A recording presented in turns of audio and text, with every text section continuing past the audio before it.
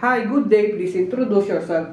Good day, sir and ma'am. I am Evelyn Ernosa. I am 38 years old. I have an only son, and I am graduate as high school graduate.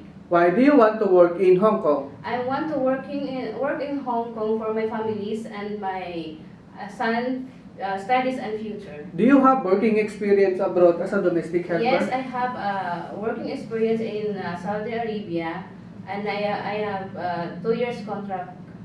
Do you have, did you take, what are your duties and responsibilities to your employer?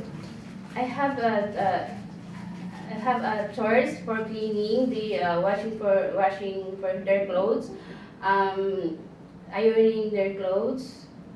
Yeah. Did you take care of baby, child, or elderly? Yes, I have taken a child, 10 months and 1 year old. Can you tell us how can you take care of them? I take care of the child for feeding them and for changing the diapers. Aside from taking care of them, what is your skills? Aside for that, I cooking for a Filipino foods, and I'm willing to cook also for a Chinese food.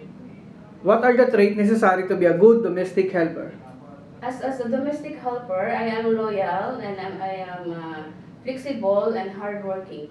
Lastly, anything else you want to tell to your future employer? Um, Ma'am, sir, I hope you choose me as your employee because I am a loyal, I am flexible for work and working, hardworking. Thank you, and see you in Hong Kong.